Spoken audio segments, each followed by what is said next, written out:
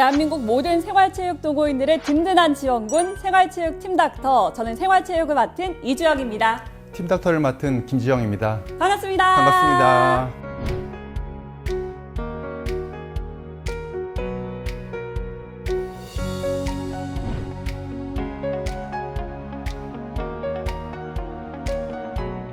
요즘 건강해지려고 운동 안 하는 분들 찾기가 어렵잖아요. 그런데 잘못된 방법으로 운동을 하다 부상을 당하는 경우가 참 많다고 하더라고요. 운동을 하기 전에 충분히 준비 운동을 해야 되는데 준비 운동 없이 이제 운동을 하거나 너무 과도하게 연습을 한다든지 이런 경우에 과사용에 의해서 또 힘줄이나 근육에 문제가 발생할 수 있고요.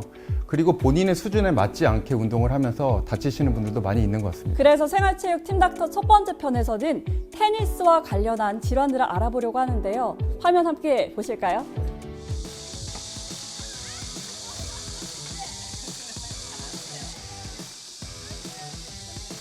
테니스 평소에 치세요? 네, 저는 학생 때 테니스반을 해서 학생 때는 많이 쳤었고 군의관 할 때도 많이 쳤었습니다. 와. 네, 안녕하세요. 안녕하세요. 반갑습니다. 네, 감독님, 제가 사실 이렇게 테니스 라켓을 치고 있을 수준도 안 되거든요. 오늘 처음 딱 잡아보는데 라켓을요? 네. 예. 주신 거라서 그런지 뭔가 묵직하고 책임감이 느껴집니다. 이렇게 테니스에 입문하게 된 것을 진심으로 환영합니다. 네, 제가 오늘 첫날인데 사실 테니스 하면은 휙 주고받는 랠리가 또 묘미잖아요. 그렇죠. 할 수 있을까요? 쉽지는 않을 건데, 제가 지도를 좀 잘하기 솔직하시죠? 때문에 가능하지 않을까요? 제가 운이 좋은 거네요, 그러면. 그렇다고 볼 수 있죠. 저는 사실 어렵습니다라고 하실 줄 알았는데 제가 또 한번 도전을 해보겠습니다. 좋습니다. 감독님, 그럼 잘 가르쳐 주십시오. 네, 반갑습니다.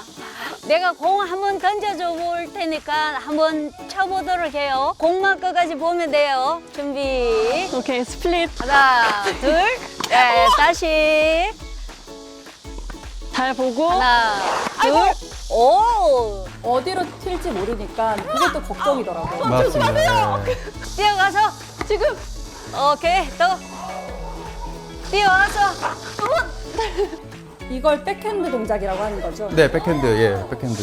예! 어떠셨어요? 잘하시는데요? 처음 하는 것 치고는 정말요? 가능성이 있을 것 같아요. 가능성이 있다고요? 이대로 전향을 해야 될까요? 물론 이제 입문하셨으니까 같이 한번 이겨내 봅시다. 갈 길이 또 멀군요. 그럼요. 근데 제가 지금 살짝 말씀드리기가 좀 어려운 게 왜 자꾸 팔꿈치가 아픈지 모르겠어요.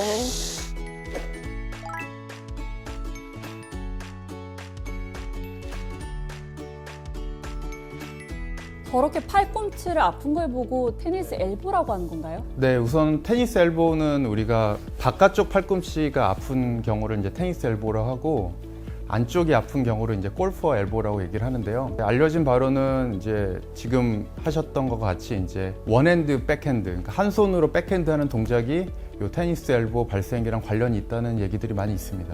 근데 테니스 엘보를 그대로 번역을 하면 테니스 팔꿈치잖아요. 네네. 정확히 어떤 질환인가요? 손목을 갖다가 들어 올리는 근육이 이제 팔꿈치 바깥쪽에 부착을 하게 되는데요. 이제 그 근육을 과도하게 많이 사용한 경우에 근육이나 힘줄이 손상돼서 힘줄의 실질 자체가 좀 변성된 질환을 테니스 엘보라고 하는데요. 실제 테니스 엘보 진단을 받은 환자 중에서 테니스를 치는 사람은 그렇게 많지는 않습니다. 그러니까 테니스 이외에도 이제 팔을 많이 쓰게 되면은 발생할 수 있는 질환입니다. 그럼 원인도 다양한 건가요? 뭐 테니스뿐만 아니라 이제 팔을 많이 쓰는 그런 직업을 갖고 있다든지 뭐 다른 운동을 하더라도 손목을 들어 올리는 그런 동작을 많이 하는 운동인 경우에는 발생할 수가 있습니다. 자가적으로 진단할 수 있는 방법은 없을까요? 주로 이제 테니스 엘보의 경우에는 이 바깥쪽에 이제 딱딱한 요 외상과라고 하는 그 부분을 눌렀을 때 굉장히 아프게 되고요. 네. 손목을 이렇게 본인 힘으로 이렇게 들어 올리는 동작을 했을 경우에 팔꿈치 외측에 통증이 발생하게 됩니다. 이렇게 테니스 엘보가 발병을 했을 때 어떻게 치료를 해야 될까요? 우선은 이거는 많이 사용해서 이제 발생하는 병이다 보니까 최대한 그 사용을 줄이는 게 가장 중요할 것 같고요. 초반에는 이제 온찜질을 한다든지 아니면은 이제 손목에 이제 간단한 부목을 댄다든지 수술 이외에 보존적 치료 방법으로 대부분 치료가 잘 되는 편입니다.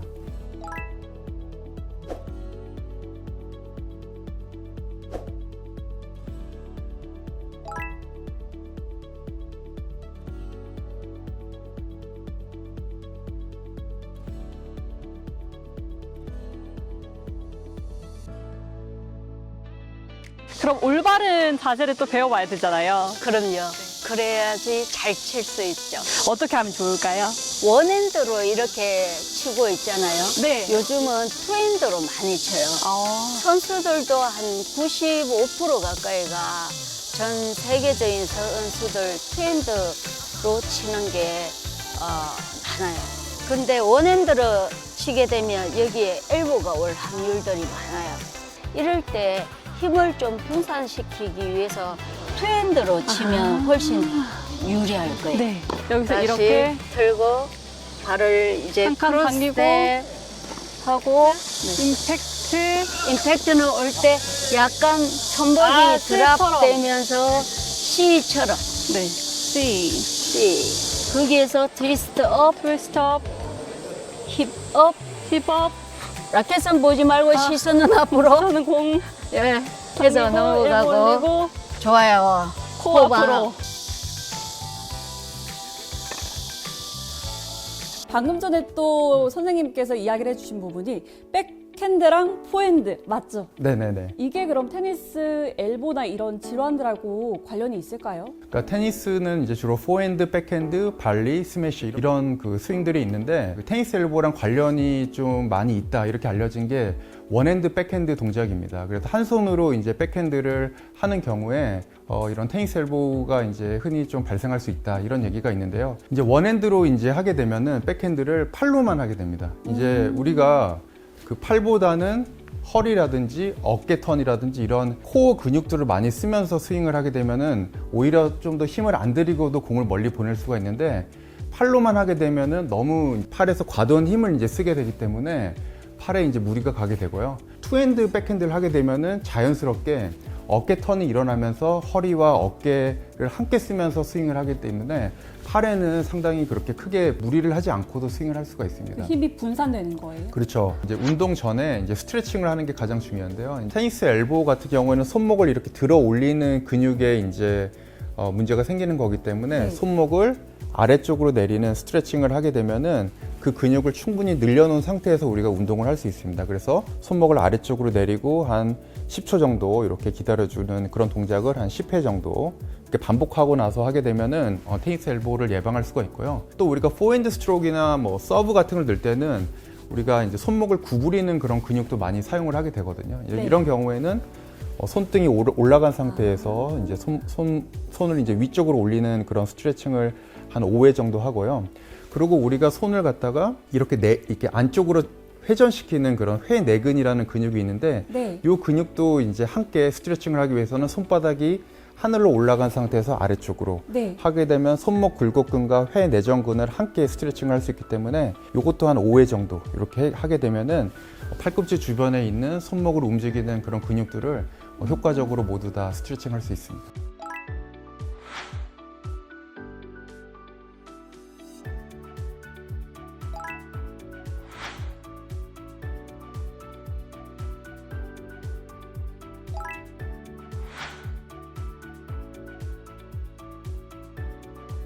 그리고 또 저만큼이나 테니스에 관심이 있고 아니면 오히려 저보다 더 궁금증이 많은 동호인 분들의 이야기도 담아왔거든요. 네. 한번 보실까요? 엘보 증상이 좀 있어서 병원을 다녔었는데 곧 괜찮아졌었거든요. 그래서 이제 괜찮아져서 병원을 안 다니게 되었는데 잊을만 하면 다시 엘보 증상이 조금 나타나더라고요. 다시 왜 그런지 알고 싶습니다. 치료를 했다는 것 같은데 얼마 지나지 않아서 또 발병을 했다라는 말씀이신 것 같거든요. 저런 경우가 흔한가요? 환자분께서는 좋아졌다고 느끼셨지만 병이 완전하게 치료가 되지 않은 상태에서 다시 운동을 하시지 않았을까 생각이 되고요. 결국에는 테니스 엘보가 이제 힘줄이 손상된 건데 그 힘줄이 너무 심하게 손상된 경우에는 완전하게 회복이 되지 않는 경우도 있습니다. 이제 이런 경우에는 힘줄이 손상된 범위가 너무 크다면은 드물지만 수술적 치료라든지 이런 치료가 필요할 수도 있는데요.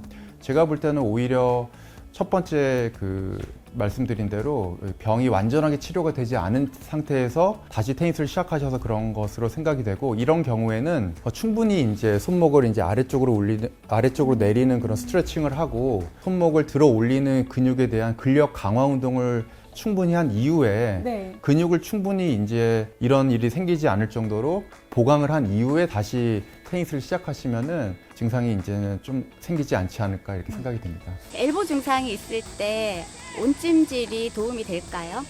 냉찜질, 온찜질이 도움이 될까요? 테니스를 치다가 갑자기 통증이 발생한 경우, 이런 경우에는 이제 급성 손상이 있을 수 있기 때문에 이런 경우에는 이제 24시간에서 48시간 정도 얼음찜질을 하는 게 도움이 될 수 있습니다. 하지만 테니스 엘보와 같은 이렇게 만성적으로 생기는 질환의 경우에는 냉찜질보다는 온찜질을 하는 것이 이제 힘줄이 재생되는데 훨씬 도움이 되기 때문에 온찜질이 더 추천됩니다. 그럼 찜질 같은 경우는 집에서도 할 수 있잖아요. 네, 맞습니다. 그럼 뭐 매일 같이 한다든지 아니면 주 3회를 한다든지 그 주기도 있을까요? 보통 가능하면은 매일 아침에 이렇게 한 10분, 20분 정도 따뜻한 물이나 아니면 파라핀에 담그고 있는 게 도움이 될 수 있고요. 뭐 시간적인 여유가 없으시다면 주 3회라도 네. 꾸준히 하시는 게 좋을 것 같습니다.